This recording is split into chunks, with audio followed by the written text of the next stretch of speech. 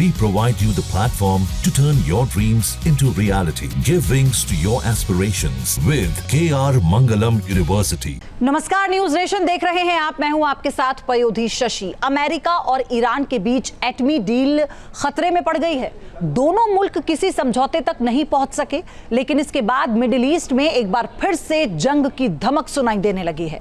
एक तरफ ईरान अपनी परमाणु जिद पर अड़ा हुआ है, तो दूसरी ओर इजराइल ने उसकी तरफ हथियार तैनात कर दिए हैं। अमेरिकी खुफिया रिपोर्ट में कहा जा रहा है कि इजराइल ईरान पर हमला करने की तैयारी कर रहा है। रोम में अमेरिका और ईरान ने 5वें राउंड की परमाणु वार्ता की है, लेकिन नाकामी हाथ लगी और इधर जंग की घंटी बज गई। सबसे घातक एटमी मोर्चाबंदी, संपूर्ण विनाश का रेड सिग्नल।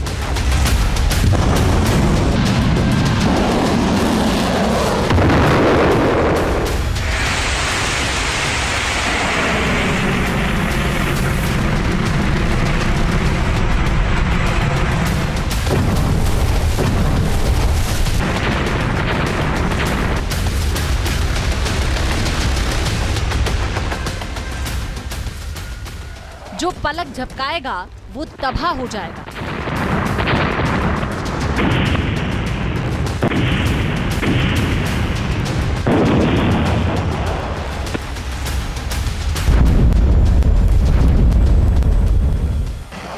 जो डरेगा समझो वो मार खाएगा।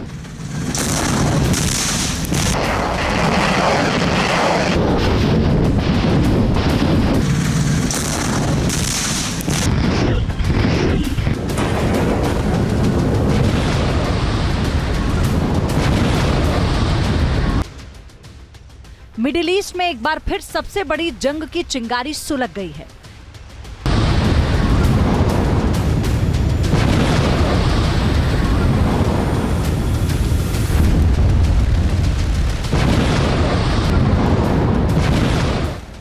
इजराइल ने ईरान के परमाणु ठिकानों पर हथियारों को तान दिया है।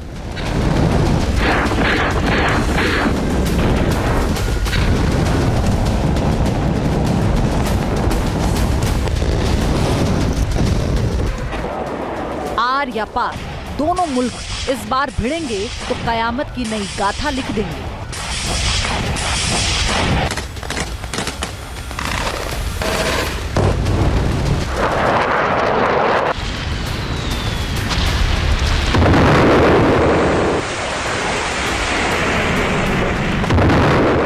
ऐसा इसलिए क्योंकि अमेरिका और ईरान के बीच एटमी वार्ता नाकाम होती दिख रही है। इटली की राजधानी रोम में 5वें राउंड की बातचीत पूरी तरह से असफल साबित हुई।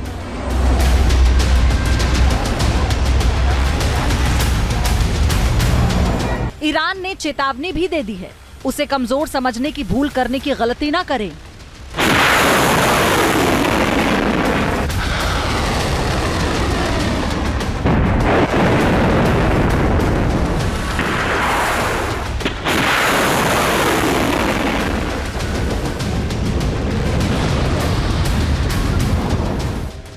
परमाणु वार्ता के बेनतीजा रहने का नतीजा किस कदर भयावह हो सकता है, उसे अमेरिकी खुफिया रिपोर्ट से समझा जा सकता है।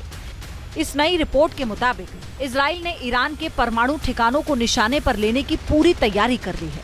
अगर ऐसा होता है तो 2023 में शुरू हुई गाजा की हिंसक लड़ाई के बाद मिडिल ईस्ट के लिए ये दूसरा सबसे बड़ा जंगी मोर्चा होगा। नई खुफिया रिपोर्ट के आधार पर कहा जा रहा है कि ईरान के एटमी ठिकानों पर इजरायली हमले की आशंका कई गुना बढ़ गई है। इजराइल की निगाहें सिर्फ इसी पर टिकी हैं कि अमेरिका ईरान को यूरेनियम संवर्धन से रोकने में कामयाब हो पाता है या नहीं। इस वक्त जिस तरह ये वार्ता अधर में लटक गई, मिडिल ईस्ट की किस्मत के ऊपर भी जंग की तलवारें लटक गई हैं।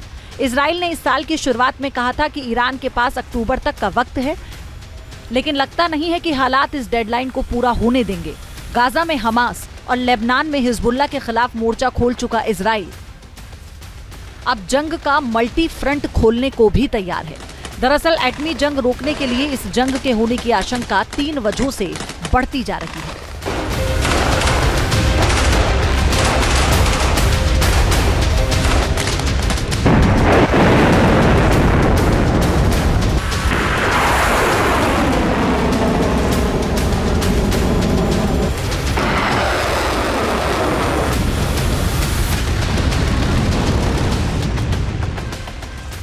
इसमें पहली वजह है अमेरिका की दखलंदाजी, दूसरी वजह है इजराइल की जिद पर अड़े रहना और तीसरी वजह है ईरान की एटमी मंशा। मसलन अमेरिकी राष्ट्रपति ने पहले ही न्यूक्लियर डील को बड़ा कदम बताते हुए कह दिया कि ईरान में कोई न्यूक्लियर डस्ट बनने नहीं दिया जाएगा। दूसरी तरफ इजराइल अड़ा हुआ है कि वो ईरान को एटमी मुल्क नहीं बनने देगा, क्योंकि ऐसा होगा तो फिर ईरान के तीनों प्रॉक्सी हमास, हिजबुल्लाह और हूती विद्रोही इजराइल के खिलाफ और भी हमलावर हो सकते हैं। और जंग के हालात बनने के पीछे सबसे बड़ी वजह ईरान की कसम है, जो किसी भी सूरत परमाणु हथियार हासिल करना चाहता है। ईरान को लगता है कि एटमी हथियार उसके लिए सबसे कारगर डेटरेंट साबित होंगे।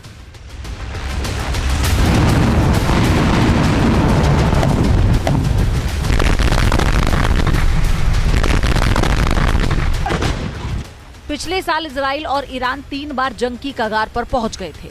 26 अप्रैल 2024 को ईरान ने इजराइल पर 300 ड्रोन और मिसाइलों से हमला किया था। उसके बाद ईरान ने 1 अक्टूबर को इजराइल के ऊपर दूसरी बार 180 से ज्यादा मिसाइलें दागी थी। पलटवार करते हुए इजराइल ने भी 26 अक्टूबर 2024 को ईरान के इमाम खुमैनी इंटरनेशनल एयरपोर्ट के साथ ही मशहद, करज, अरमान शाह और जंगजान इलाके को निशाने पर ले लिया था। इन शहरों में विस्फोट की कई आवाजें सुनाई दी गई थी।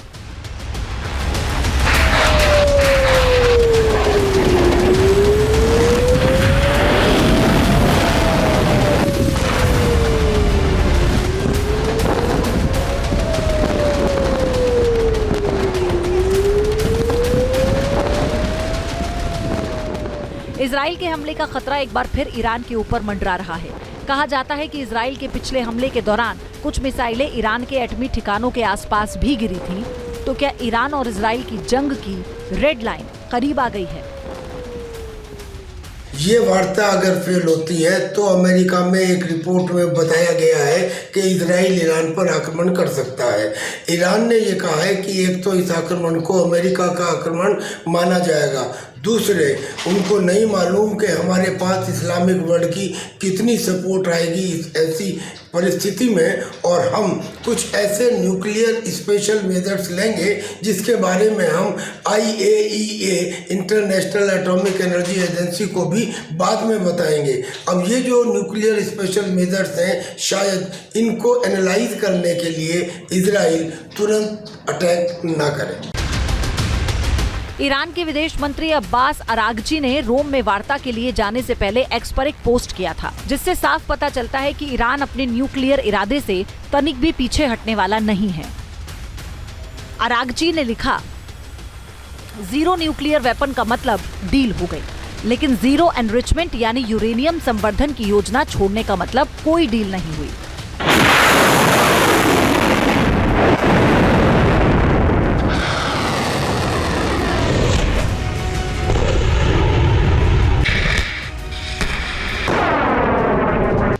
ईरान की तरफ से खुलकर कह दिया गया है कि कमजोर ईरान से डील करना और भी मुश्किल होगा। ईरान के एक विश्लेषक ने तो यहाँ तक कह दिया कि अमेरिका के सामने झुकने से बेहतर होगा इजरायली हमलों का सामना करना।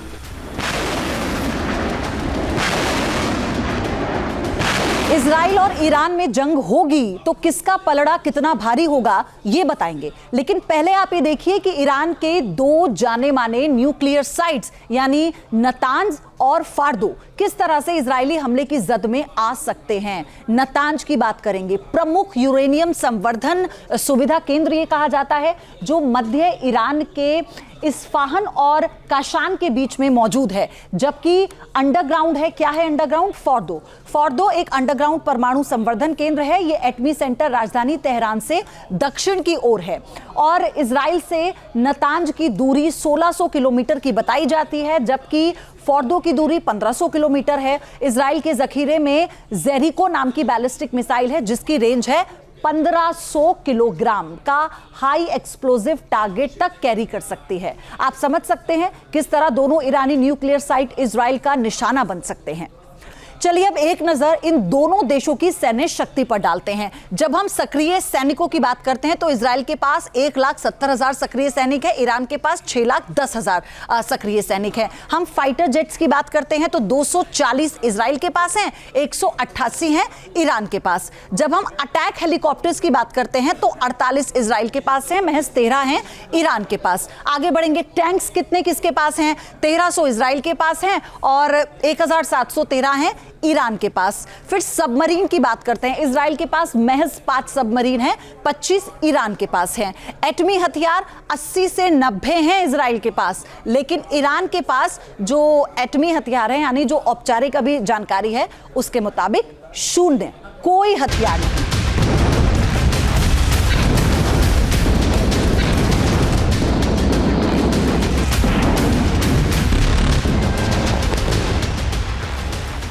ईरान और इजराइल दोनों अपने अपने मकसद को साधने तक इस तनाव को कम करने के मूड में नहीं है। ईरान ने तो साल के शुरुआती 4 महीनों के दौरान ताबड़तोड़ कई वॉर एक्सरसाइज की। इनमें से कुछ तो नातांज न्यूक्लियर फैसिलिटी की हिफाजत के लिहाज से की गई। ईरान ने जमीन, आसमान और नेवी पूरी ताकत की नुमाइश की।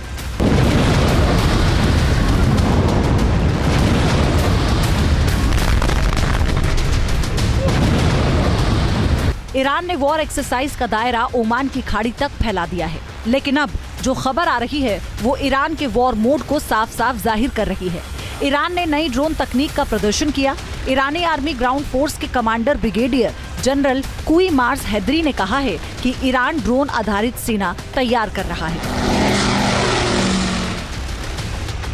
इसके लिए ईरान ने 3 नए vertical take off landing drone Homa, Didehban और शाहीन 1 को लॉन्च भी कर दिया।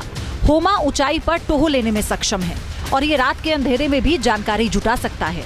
डिडेबान ड्रोन सटीक हमलों के लिए कारगर माना जा रहा है, जो टारगेट की तरफ स्वार्व ड्रोन टेक्निक का इस्तेमाल करता है। तीसरा है शाहीन 1। ये एक कामिकेज ड्रोन है जिसे आत्मघाती हमलों के लिए ताकतवर हथियार माना जा रहा है।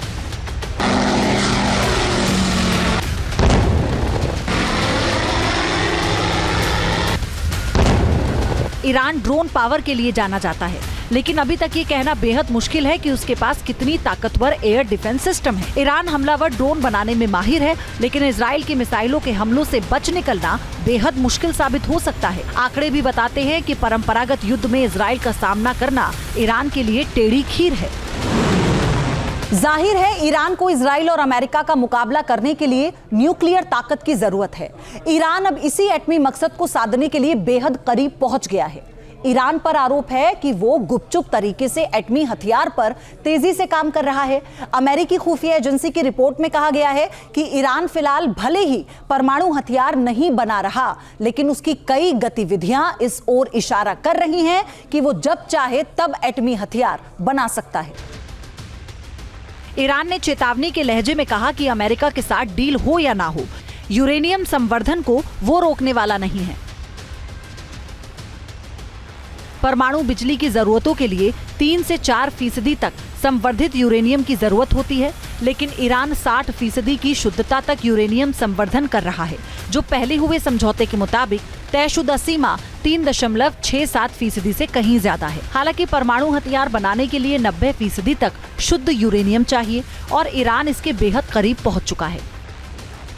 ईरान के साथ परमाणु वार्ता में अमेरिका की नुमाइंदगी स्टीव विटहॉक और माइकल एंटन ने की थी, लेकिन कहा यह भी जा रहा है कि विटहॉक ने इजरायली खुफिया एजेंसी मोसाद के मुखिया से भी मुलाकात की है।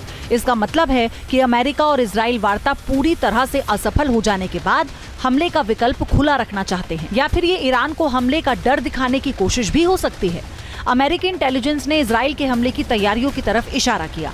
इजराइल ने एक सैन्य अभ्यास किया है और हवाई हथियारों की नई सिरे से तैनाती की है।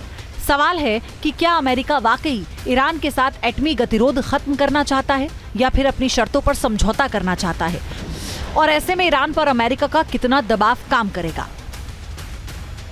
अमेरिका कहता है कि आप यूएई की तरह से एनरिच्ड यूरेनियम बाहर से मंगाओ और सिविल न्यूक्लियर प्रोग्राम चलाओ, लेकिन आपको एनरिचमेंट करने नहीं दिया जाएगा। अब अमेरिका की बात ईरान मानेगा, ऐसा हमें इसलिए लगता है कि कि अल्टीमेटली ईरान को महसूस होगा कि billions and billions of dollars जो वो नष्ट कर रहे हैं बिकॉज ऑफ द सैंक्शंस जो अमेरिका ने उन पर लगाई हुई हैं वो बच जाएंगे और उनका सिविल न्यूक्लियर प्रोग्राम भी चलता रहेगा। तो शायद अमेरिका का दबाव काम करता हुआ दिखाई दे रहा है। ईरान का लहजा बता रहा है कि वो डिगने वाला नहीं है। ईरानी विश्लेषक कह रहे हैं कि ईरान के मिजाज को पढ़ने में गलती की जा रही है। दरअसल अमेरिका के राष्ट्रपति डोनाल्ड ट्रंप ने ईरान को समझौता करने के लिए 60 दिन का वक्त दिया था। ट्रंप ने ईरान के सुप्रीम लीडर आयतुल्ला खामेनेई को एक लेटर भी लिखा था, लेकिन उस वक्त खामेनेई ने कहा था कि अमेरिका के साथ एटमी डील सम्मानजनक तरीके से होगी। दोनों देशों के बीच वार्ता शुरू होने के 5 हफ्ते से ज्यादा का वक्त गुजर चुका है, लेकिन नतीजा कुछ नहीं निकला। अब तक 5 राउंड की वार्ता हो चुकी है। इजराइल के प्रधानमंत्री बेंजामिन नेतन्याहू की अक्टूबर की समय सीमा के खत्म होने में अभी वक्त है, लेकिन ईरान के साथ बातचीत का हर रास्ता बंद हो जाएगा तो जाहिर है कि हथियारों का मुंह खुल जाएगा। Team news nation. News nation अब व्हाट्सएप पर खबरों के ताजा अपडेट के लिए न्यूज नेशन के इस QR कोड को स्कैन करें।